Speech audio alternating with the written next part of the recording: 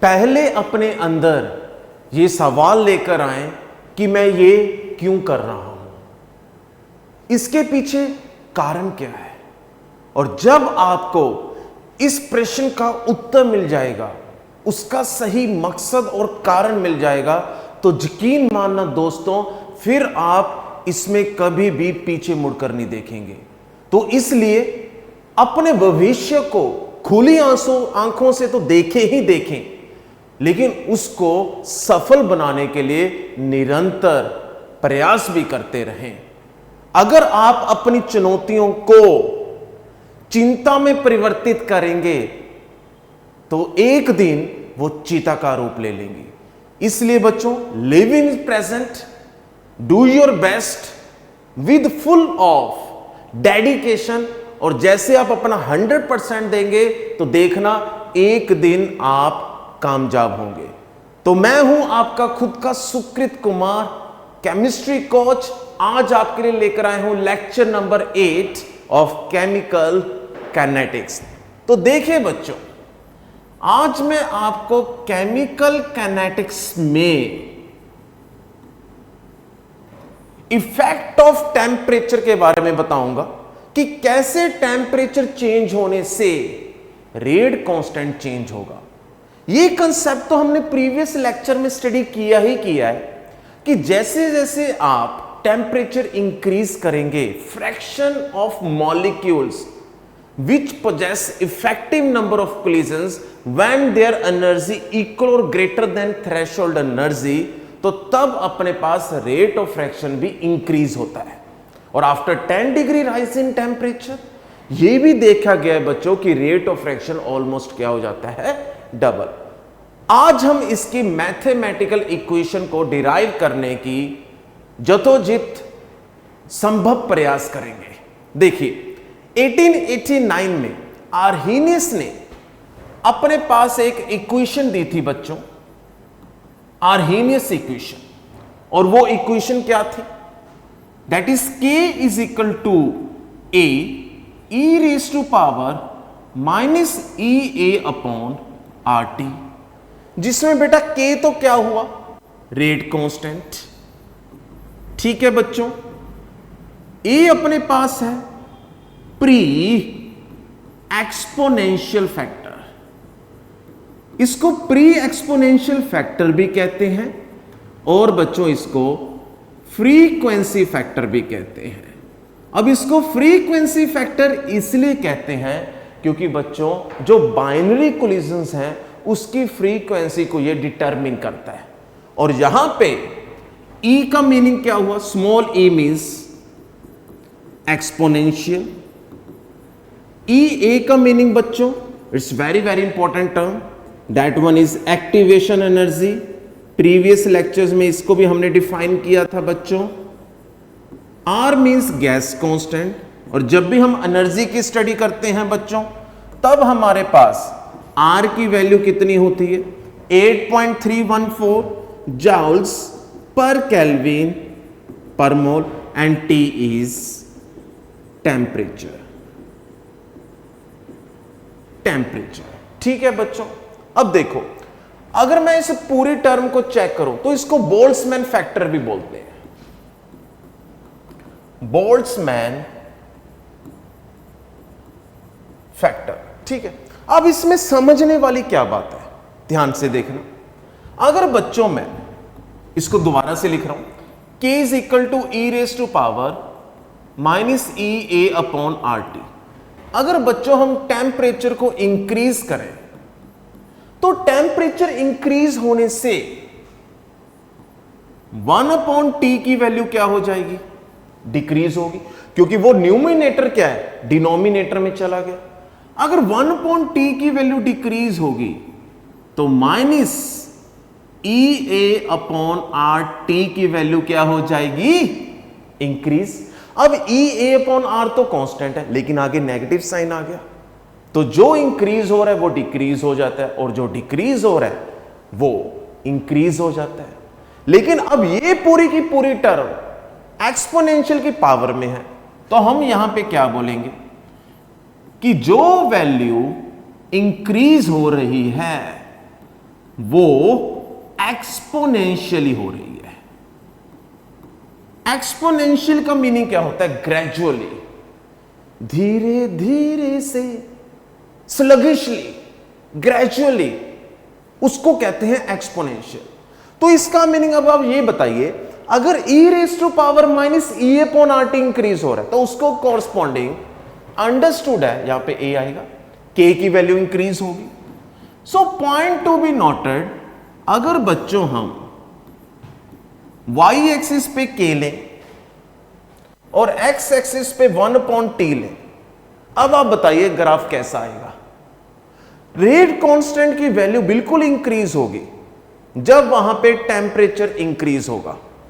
अगर मैं यहां पे 1/t की जगह चलो t ले लूं, तो अब आप ग्राफ इजीली बना सकते हैं।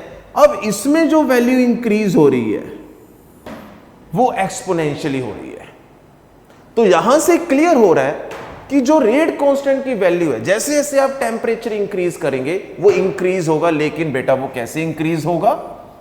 एक्सपोनेंशियली। ठीक है, अब इससे हम एक फॉर्मूला डिराइव करेंगे जिसमें मैं आपको बताऊंगा कि डिफरेंट टेम्परेचर्स पे हम कैसे रेट कांस्टेंट की वैल्यू को फाइंड आउट कर सकते हैं।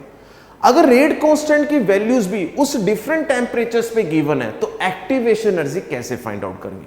क्योंकि यहां पे E का मीनिंग एक्टिवेशन एनर्जी है, जो अपने एक सिग्निफिकेंट रोल प्ले करती है। बच्चों, मैंने आपको बताया था कि एक्टिवेशन एनर्जी पे सिर्फ कैटालिस्ट का इफेक्ट पड़ता है।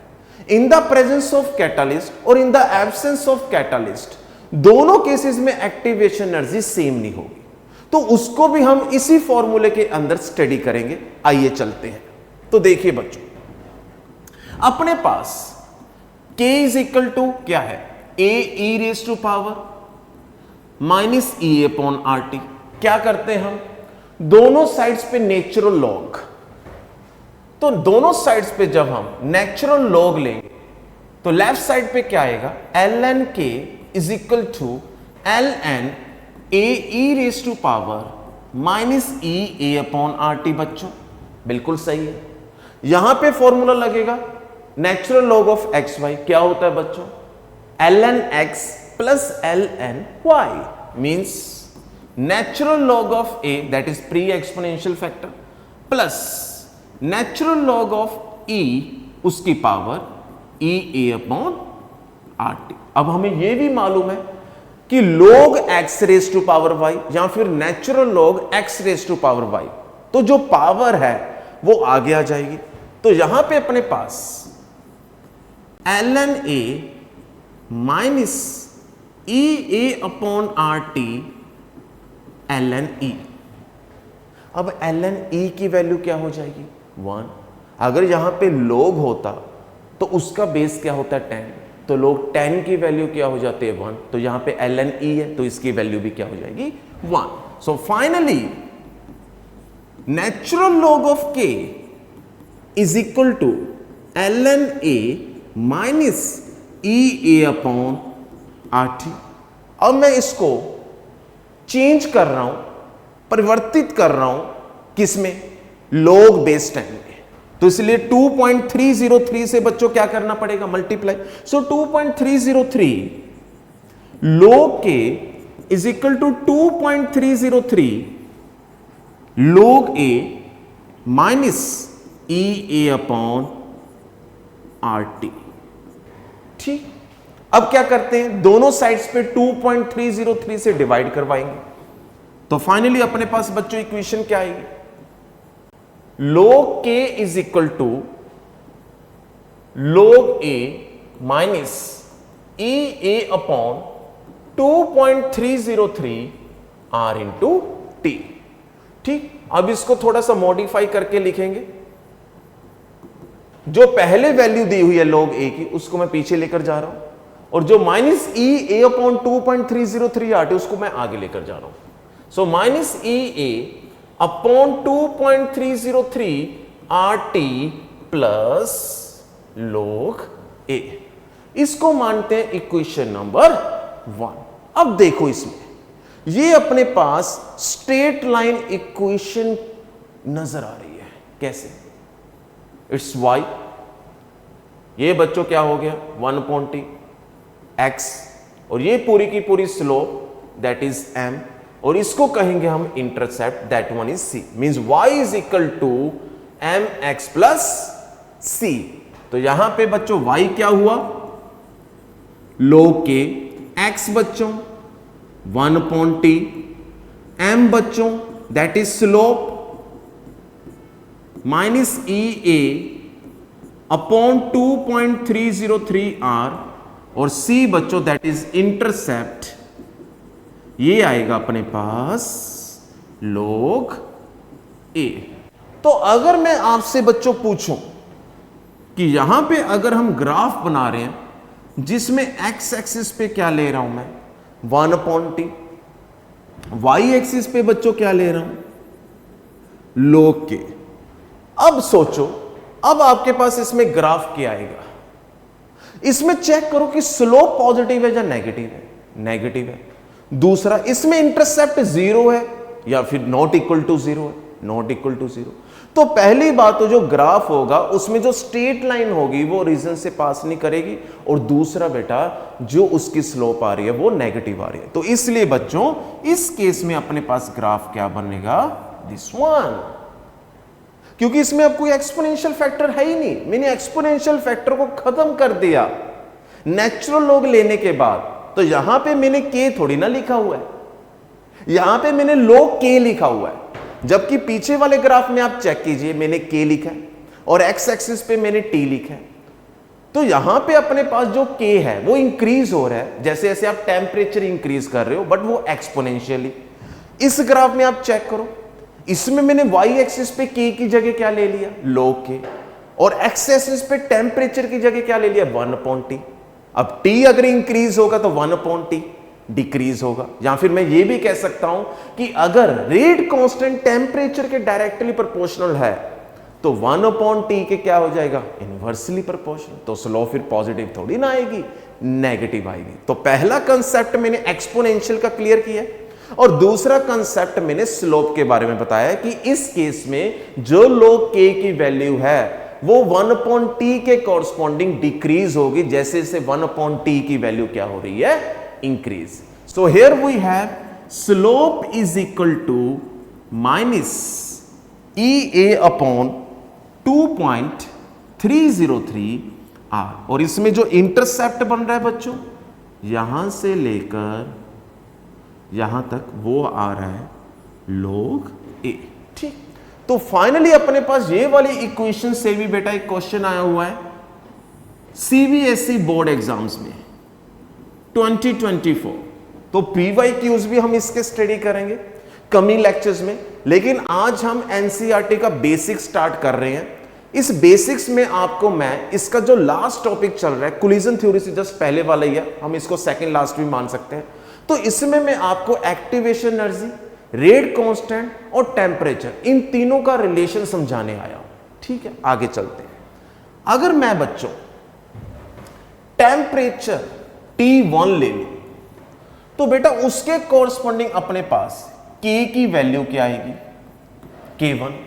अब अपने पास बच्चों फर्स्ट इक्वेशन क्या बनेगी, तो देखिए log K1 is equal to minus EA upon 2.303 r 1/T1 plus log A। So this is equation number second. उसके बाद अगर बच्चों यहां पे T की जगह क्या हो T2, K की जगह क्या हो बच्चों K2। अब बच्चों इक्वेशन क्या बनेंगे log K2 is equal to minus EA upon 2.303 r, अब 1/T की जगह क्या आ जाएगा T2 plus log A, equation number third. Now difference third minus second, तो यहां पे हम थर्ड को सेकंड से सब्ट्रैक्ट करवाएंगे। So finally we have log K2 minus log K1 is equal to, इस पूरी इक्वेशन को लिखेंगे सबसे पहले minus EA upon 2.303 r 1/T2 plus log a, फिर उसके बाद माइनस सेकेंड इक्वेशन की राइट हैंड साइड वाली टर्म को पूरा का पूरा लिखेंगे, minus EA/2.303R into 1/T1 plus log a। तो चेक कीजिए बच्चों, log a कैंसल हो रहा है, कैंसल हो रहा है। अब उसके बाद हम इसको इक्वेट करेंगे बच्चों, तो चेक कीजिए, log x minus log y क्या होगा बच्चों, formula log x upon y। So log k2 upon k1 is equal to, इसमें से चेक कीजिए, पहले इसको हम एज इट इज लिखेंगे, मेडिकल स्टूडेंट्स को कोई प्रॉब्लम ना आए, minus EA upon 2.303R T2 minus minus plus EA upon 2.303R T1। तो क्या कर रहे हैं बच्चों, अब इसमें EA अपॉन 2.303R को कॉमन निकाल रहे हैं, तो क्या आएगा बच्चों अब इसमें 1/T2 माइनस 1/T1। तो माइनस आगे अपने पास यहां पे क्या हो रहा है, देखिए मैंने E अपॉन 2.303R को कॉमन निकाला, यहां पे माइनस हो जाएगा, यहां पे प्लस। तो फाइनली EA अपॉन 2.303R, सो 1/T1 माइनस 1/T2। फाइनली अपने पास बच्चों फॉर्मूला क्या आ रहा है, log k2 upon k1 is equal to EA upon 2.303R bracket में T2 minus T1 upon T1 into T2। तो जब बच्चों जो फॉर्मूला अभी हमने ओरिजिनेट किया है, इससे काफ़ी अच्छे खासे न्यूमेरिकल्स हो जाते हैं, जिसमें डिफरेंट टेम्परेचर्स पे K की वैल्यू गिवन होगी, K1 और K2 की, that is the rate constant, और उसकी हेल्प से हम वहां पे क्या फाइंड आउट करेंगे, एक्टिवेशन एनर्जी। अब इस केस में एक नई बात, जो बच्चों गैस कांस्टेंट है R, इसको आपने बार बार पुट नहीं करना है। वैसे तो R की वैल्यू 2 कैलोरी होगी, अगर वहां पे कैलोरी की फॉर्म में क्वेश्चन आ रहा है, वो तो आपने ध्यान से देखना है, लेकिन generally activation energy find out करते हुए हम उसको फाइंड आउट करते हैं जाउल्स में। तो जाउल्स के केस में R की वैल्यू फिक्स है, दैट इज 8.314 जाउल्स पर केल्विन पर मोल। अगर मैं बच्चों इसको मल्टीप्लाई करवाऊं 2.303 से, तो बार बार हम इसको अगर मल्टीप्लाई करेंगे तो वहां पे हमारा टाइम वेस्ट होगा, स्पेस ज्यादा ऑक्यूपाई होगी, शीट्स कम मिलती हैं। तो इसलिए इन चीजों को, इन प्रॉब्लम्स को खत्म पहले करना पड़ता है। तो अगर बेटा इन दो वैल्यूज को हम मल्टीप्लाई करें तो ये अपने पास अप्रोक्सीमेट वैल्यू कितनी आएगी, 19। तो आपने 2.303 को R से मल्टीप्लाई करवाने के बाद डायरेक्टली वहां पे अप्रोक्सीमेट वैल्यू कितनी लेनी है, 19। अब उसके बाद तो log k2 upon k1 is equal to EA upon 19 bracket में T2 minus T1 upon T1 into T2। अब कई दफा स्टूडेंट्स एक और मिस्टेक क्या करते हैं कि जो टेम्परेचर्स की वैल्यूज हैं वो बच्चे एज इट इज कंसीडर कर लेते हैं। लाइक फॉर एग्जांपल, अगर मैं बच्चों यहां पे T1 की वैल्यू क्या लूं, 30 डिग्री सेल्सियस, T2 की वैल्यू बच्चों 40 डिग्री सेल्सियस, तो कई दफा बच्चे ये सीली मिस्टेक करते हैं जो आगे चलकर ब्लंडर मिस्टेक बन जाती है कि वो डायरेक्टली वैल्यू को सेल्सियस में पुट करते हैं। बेटा पहली दफा तो हमने R की में जो वैल्यू ली है उसमें यूनिट्स चेक करो क्या है, केल्विन में नजर आ रहे हैं, तो इसका मीनिंग क्या हुआ, जो यूनिट्स आपको कांस्टेंट में नजर आते हैं ना, उसी बेसिस पे आप वेरिएबल्स के यूनिट्स को चेंज किया करो, अन्यथा फिर हमारा पूरा का पूरा न्यूमेरिकल पानी में चला जाता है। तो आपने सेल्सियस को केल्विन में कन्वर्ट करना है।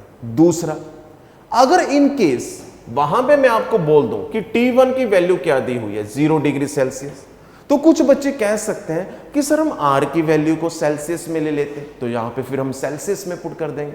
अब मुझे ये बताओ, अगर वहां पे T1 की वैल्यू 0 डिग्री सेल्सियस होगी तो मैथमेटिकली 1/0 क्या होता है, इंफिनिटी। तो क्या आंसर आएगा, नो। तो इसलिए पॉइंट टू बी नोटेड, इस इक्वेशंस में, इस फॉर्मूले में जब भी आप एक्टिवेशन एनर्जी फाइंड आउट करो तब बच्चों आपने टेम्परेचर को किस में लेना है, केल्विन में। तो सेल्सियस में हम कितना ऐड करते हैं टू कन्वर्ट इन केल्विन, 273। तो यहां पे अपने पास बच्चों कितना आएगा 303 केल्विन, और यहां पे 273 ऐड करने से कितना आएगा 313 केल्विन। ठीक है, उसके बाद नेक्स्ट पॉइंट, अगर बच्चों टेम्परेचर इंक्रीज हो रहा है, अब ये कंसेप्ट तो क्लियर है कि के की वैल्यू इंक्रीज होगी। अब कई दफा क्वेश्चन में जो K2 है वो K1 से डबल आ जाता है, कुछ न्यूमेरिकल्स में K2 3K1 होता है, और कई न्यूमेरिकल्स में K2 की वैल्यू 4K1 होती है, लेकिन वो डायरेक्टली गिवन नहीं होती। पॉइंट नंबर 1, एक तो आपने वहां पे दिमाग में रखना है कि 2K1 कब लेना है, जब वहां पे वो कोई बात नहीं कर रहे, लेकिन आपने खुद एक कंसेप्ट लगाना है कि after 10 degree rise in temperature rate of reaction almost double, और rate constant is defined as the rate of reaction is a measurable quantity when the concentration of reactants is unity. तो उस case में आपने automatically K2 को क्या put करना है 2K1। तो वहां पे अगर हम K1 की वैल्यू को K की फॉर्म में लें तो K2 फाइनली कितना आ जाएगा 2K। तो ये दोनों वैल्यूज अगर यहां पे पुट करेंगे तो log 2K अपॉन K से K कैंसिल, और फिर हमने log 2 की वैल्यू पुट करनी है, वो कितनी होगी 0.3010। तो T1 और T2 की वैल्यूज पुट करने के बाद log 2 की वैल्यू 0.3010 लेने के बाद हम यहां पे क्या फाइंड आउट कर सकते हैं, एक्टिवेशन एनर्जी। क्लियर है बच्चों। उसके बाद अगर वो स्पेसिफाई करेंगे तो वो 2 को लिखेंगे डबल, 3 को लिखेंगे triple, and point to be noted, जिन बच्चों के पास बायो है, मैथ नहीं है, कई दफा उनकी ये वाली चीज स्ट्राइक नहीं करती है दिमाग में। 4 के लिए वो 4 टाइम्स नहीं लिखेंगे बेटा, उसके लिए वो लिखेंगे quadruple. So point to be noted, double means आपने K2 की वैल्यू को क्या लेना है 2K if K1 is K। ठीक, 3 के लिए आपने ट्रिपल, और 4 के लिए आपने लेना है क्वाड्रपल। यहां तक आई थिंक सो सभी को क्लियर हो गया होगा।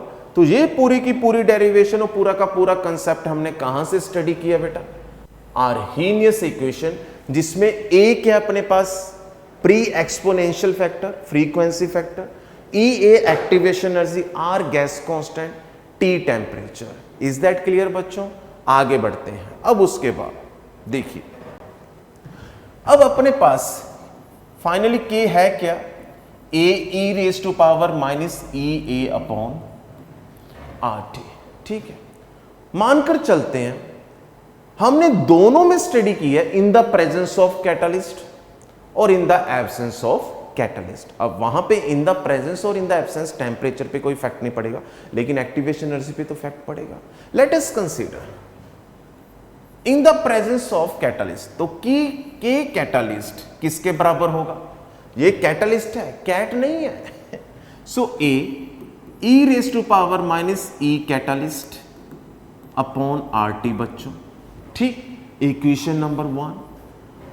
और K in the absence of catalyst that is uncatalyst किसके बराबर आएगा, A E raise to power minus E uncatalyst upon RT। अगर बच्चों यहां पे हम सेकेंड अपॉन फर्स्ट करें, मींस डिवाइड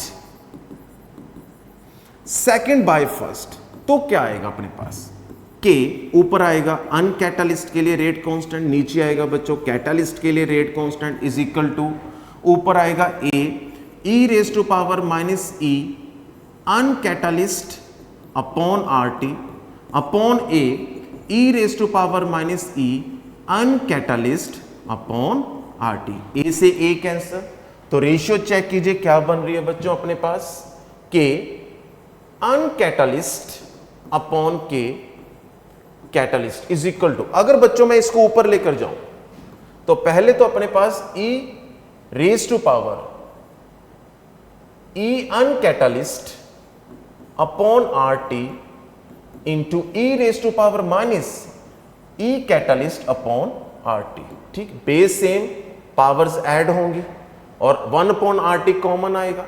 सो ई अनकैटालिस्ट माइनस ई कैटालिस्ट बाहर आएगा 1 upon R T. So finally बच्चों रेशियो क्या आ रही है अपने पास, rate constant for uncatalysed upon rate constant for catalysed is equal to E raise to power delta E upon R T. So point to be noted, अगर मैं वहां पे बच्चों कैटालिस्ट को यूज करूंगा तो ये रेशियो डिक्रीज होगी। अगर ये रेशियो डिक्रीज होगी तो ये वाली रेशियो डेल्टा ई के क्या है, डायरेक्टली प्रोपोर्शनल, चाहे वो एक्सपोनेंशियल की फॉर्म में है। आई रिपीट, एक्सपोनेंशियल की फॉर्म में है लेकिन आगे नेगेटिव साइन नहीं है। तो आप सोचिए, अगर मैं कैटालिस्ट को यूज करूंगा तो वहां पे के मींस स्पीड ऑफ फ्रैक्शन क्या होगी, फास्ट, मींस के क्या होगा, इंक्रीज। अगर के कैटालिस्ट इंक्रीज होगा तो के अनकैटालिस्ट अपॉन के कैटालिस्ट, ये रेशियो क्या हो जाएगी बच्चों, डिक्रीज। अगर ये वाली वैल्यू डिक्रीज होगी तो E raise to power delta E upon R T भी क्या होगी, decrease, but exponentially, means activation energy क्या हो जाएगी, डिक्रीज। सो दैट्स व्हाई हमने ये मैथमेटिकली भी अब प्रूव कर दिया है कि अगर आप टेम्परेचर इंक्रीज करेंगे तो टेम्परेचर इंक्रीज होने से के की वैल्यू इंक्रीज होगी, पहली बात। और दूसरा, अगर वहां पे टेम्परेचर चेंज ना करें और हम कैटालिस्ट को यूज करें तो कैटालिस्ट यूज करने से एक्टिवेशन एनर्जी क्या होगी, डिक्रीज। ठीक, देखिए बच्चों, अगेन हम एक्स एक्सिस पे क्या ले रहे हैं, 1/t। बच्चों वाई एक्सिस पे क्या ले रहे हैं, log k। एक ये वाला ग्राफ, एक ये वाला ग्राफ। पहले तो आप चेक कीजिए आपको ज्यादा स्लोप किस में नजर आ रही है, फर्स्ट में या सेकंड में। बिल्कुल सेकंड में स्लोप ज्यादा है, फर्स्ट में कम है। लेकिन दोनों केसेस में स्लोप फाइंड आउट करने का फॉर्मूला क्या होगा। अब चेक करो, यहां पे मैंने वाई एक्सिस में क्या लिया है, log k, एक्स एक्सिस पे क्या लिया है, 1/t। तो स्लोप किसके बराबर होगी, minus E A upon 2.303 r। अब यहां पे एक कंसेप्ट है कि जिसकी स्लोप ज्यादा होगी वो रिएक्शन उतनी ही ज्यादा सेंसिटिव होगी टुवर्ड्स टेम्परेचर। पॉइंट नंबर 1, मैं फिर दोबारा बोल रहा हूं बच्चों, जिसकी जितनी ज्यादा स्लोप होगी वो रिएक्शन उतनी ही ज्यादा सेंसिटिव होगी टुवर्ड्स टेम्परेचर चेंज। अब इस केस में जस्ट थिंक अबाउट इट, जिसकी स्लोप ज्यादा है, ज्यादा वेरिएशन नजर आ रही है, उस केस में रिएक्शन स्लो होगी या फास्ट होगी। सो पॉइंट टू बी नोटेड, अगर हम इसमें दोबारा से वही इक्वेशन को लिखें, log k is equal to minus E A upon 2.303 r into 1/t plus log a, तो यहां से कंसेप्ट बाहर आ रहा है। और वो बच्चों क्या है कि जितनी ज्यादा स्लोप होगी वो रिएक्शन उतनी सेंसिटिव होगी, और जो रिएक्शन जितनी सेंसिटिव होगी और उस केस में एक्टिवेशन एनर्जी उतनी क्या हो जाएगी, कम। अब इसको मैं रिवर्स फॉर्म में आपको बताता हूं। अगर एक्टिवेशन एनर्जी कम होगी, ठीक, तो उससे ओवरऑल स्लोप की वैल्यू ज्यादा होगी क्योंकि आगे नेगेटिव साइन। अगर ओवरऑल उसकी स्लोप की वैल्यू ज्यादा होगी तो उसमें log k की वैल्यू ज्यादा होगी, और अगर log k की वैल्यू ज्यादा है तो ऑब्वियसली उसमें रिएक्शन क्या होगी, फास्ट। ऐसे दिमाग लगाया करो। हर एक दिमाग के अंदर अगर आप ये यकीन लगाओ, ये यकीन बनाओ कि हर एक कंसेप्ट मेरे दिमाग के अंदर लिक्विड फॉर्म में है, प्योर फॉर्म में है, व्हाइट इन कलर है, तो क्वेश्चन जैसे मर्जी आ जाए, आपको कोई हिला नहीं सकता।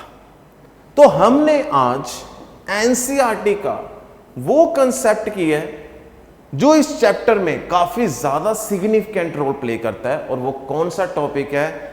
दैट इज आर्हीनियस इक्वेशन, जिसमें हमने इफेक्ट ऑफ टेम्परेचर की स्टडी की है on rate constant as well as on activation energy, और तीनों पैरामीटर्स की हेल्प से, एक्टिवेशन एनर्जी, टेम्परेचर और रेट कांस्टेंट, तीनों की हेल्प से हमने रेट ऑफ रिएक्शन की स्टडी की है। ग्राफ्स भी हमने स्टडी किया, और ग्राफ की हेल्प से हमने स्लोप को जाना, और स्लोप के साथ साथ हमने डायरेक्टली और इनवर्सली प्रोपोर्शनल का कंसेप्ट भी स्टडी किया। क्लियर बच्चों? अब इसके बाद फिर हम आगे करेंगे इसके न्यूमेरिकल्स नेक्स्ट वीडियो लेक्चर्स में, जिसमें मैं आपको एक और कंसेप्ट भी बताऊंगा। बच्चों एक ना हमने फर्स्ट ऑर्डर रिएक्शन की स्टडी करनी है इन टर्म्स ऑफ वॉल्यूम। मैंने आपको फर्स्ट ऑर्डर रिएक्शन की इंटीग्रेटेड रेट इक्वेशन करवाई है in terms of concentration, as well as in terms of pressure. लेकिन मैं आपको फर्स्ट ऑर्डर रिएक्शन की 3 ऐसी एग्जांपल्स करवाऊंगा जो जेई मेंस प्लस लेवल और एडवांस लेवल तक जाएंगी, जिसमें हम कंसंट्रेशन और प्रेशर के अलावा वॉल्यूम के कंसेप्ट को स्टडी करेंगे। वो 3 फर्स्ट ऑर्डर की इक्वेशंस मैं कौन सी करवाऊंगा आपको, जिसमें पहली है K is equal to 2.303 upon T log V infinity upon V infinity minus VT। ये इक्वेशन करवाऊंगा बच्चों एक तो आपको, और दूसरी K is equal to 2.303 upon T log V node upon VT। This one is the second. ठीक। Third one K is equal to 2.303 upon T log V infinity minus V node upon V infinity minus VT। पहली जो equation है वो कौन से example से करेंगे? N2O5 की डीकंपोजिशन से। दूसरी एग्जाम्पल हम स्टडी करेंगे H2O2 की डीकंपोजिशन से, और तीसरी हम इक्वेशन को डिराइव करेंगे with the help of hydrolysis of ester, जिसमें मैं टाइट्रेशन का कंसेप्ट बताऊंगा। तो इसमें हम जो टाइट्रेशन और न्यूट्रलाइजेशन का प्रोसेस स्टडी करेंगे वो कौन से बेस से हेल्प से स्टडी करेंगे? सोडियम हाइड्रोक्साइड की हेल्प से। और H2O2 का जो वॉल्यूम का कंसेप्ट मैं आपको स्टडी करवाऊंगा, उसमें हम टाइट्रेशन का कंसेप्ट फिर दोबारा से स्टडी करेंगे किसकी हेल्प से? कि MnO4। और N2O5 में ये इक्वेशन को डिराइव करेंगे with the help of oxygen. तो ये काफी ज्यादा नेक्स्ट वीडियो लेक्चर इंटरेस्टिंग जाने वाला है, लेक्चर नंबर 9, क्योंकि ये था लेक्चर नंबर 8, तो आपने लेक्चर नंबर 9 और लेक्चर नंबर 10 को बिल्कुल भी मिस नहीं करना है बच्चों। बहुत ध्यान से देखना, क्योंकि लेक्चर नंबर 9 में यहां तो मैं पहले आपके लिए न्यूमेरिकल्स लेकर आऊंगा, practice problems along with PYQs। किसके बेटा? एक्टिवेशन एनर्जी के, जो अभी हमने आर्हीनियस इक्वेशन को स्टडी किया, या फिर पहले हम ये तीनों इक्वेशंस को डिराइव करेंगे, फिर नेक्स्ट वीडियो लेक्चर में हम न्यूमेरिकल्स करेंगे। क्लियर बच्चों? तब तक के लिए खुदा हाफिज, खुश रहें, तंदुरुस्त रहें, जय हिंद, नमस्कार।